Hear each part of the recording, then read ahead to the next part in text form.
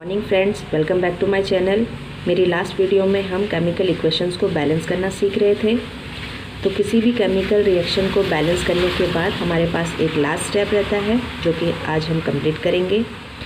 तो किसी भी केमिकल इक्वेशन को जब हम बैलेंस करते हैं, so after balancing that chemical reaction we have to mention physical state symbols of reactants and products used in that reaction.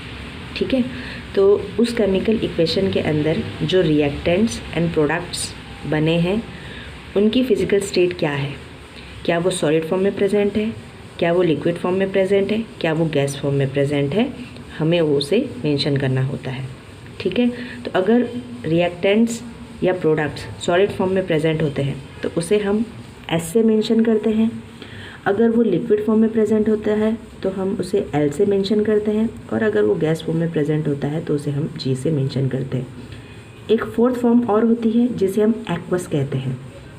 Aqueous को हम शॉर्ट में ए क्यू करके डिनोट करते हैं, और ए क्यू का मतलब होता है कि अगर उस केमिकल इक्वेशन के अंदर कोई सॉलिड वाटर में मिक्स करके लिया हुआ है, या फिर यूँ कह सकते हैं कोई सॉलिड वाटर के अंदर मिक्स करके सॉल्यूशन फॉर्म में लिया हुआ है, तो उसे हमें ए क्यू करके लिखना होता है।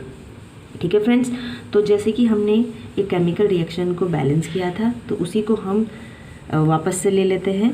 तो जैसे कि यहाँ पे आयरन है, आप सबको पता है आयरन हमेशा सॉलिड फॉर्म में प्रेजेंट होता है, तो हमने उसे एस से मेंशन कर दिया।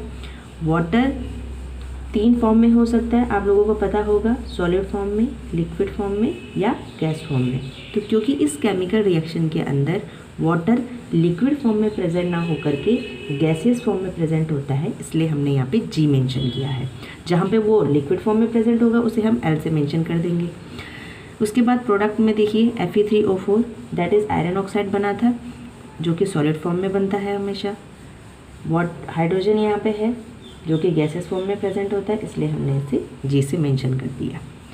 एक और बात फ्रेंड्स, ये रिएक्शन आपकी बैलेंस हो चुकी है, आपने इसकी फिजिकल स्टेट सिंबल मेंशन कर दिए, बट कुछ रिएक्शंस ऐसे होती है जहाँ पे कुछ एक्स्ट्रा रिएक्शन कंडीशंस भी हमें मेंशन करनी होती है। एक्स्ट्रा रिएक्शन कंडीशंस का मतलब है कि उस रिएक्शन में क्या टेम्परेचर यूज़ किया है, क्या प्रेशर यूज़ किया है, क्या कैटलिस्ट यूज़ किया है। ठीक है, तो जैसे कि हमारे पास एक रिएक्शन है, ये फोटोसिंथेसिस की केमिकल रिएक्शन है, आप लोगों को पता होगा, छोटी क्लासेस में आप लोगों ने पढ़ा होगा।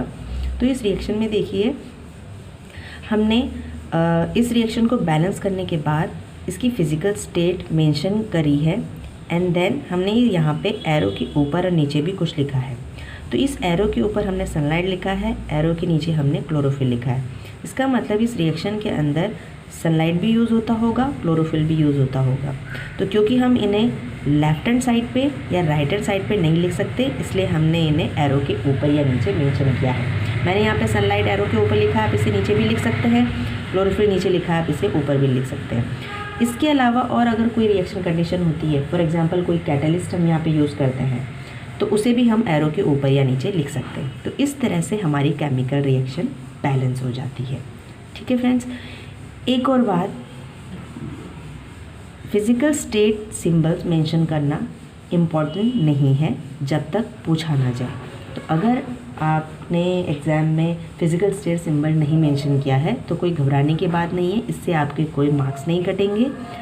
लेकिन अगर उन्होंने स्पेशली मेंशन किया है कि आपको फ़िज़िकल स्टेट सिंबल लिखने हैं तो ही आप लिखोगे, और अगर नहीं लिखा है तो आप नहीं भी लिख सकते हो। अगर आप लिख दोगे तो उससे कोई फ़र्क नहीं पड़ेगा, लेकिन अगर आप नहीं लिखोगे तो हाँ, उससे आपके मार्क्स ज़रूर कर सकते हैं। तो अगर स्पेशली मेंशन किया हुआ हो कि आपको फ़िज़िकल स्टेट्स मेंशन करनी है तो आपने लिखना है, और अगर नहीं कहा हुआ हो तो आप लिख भी सकते हैं और नहीं भी लिख सकते हैं।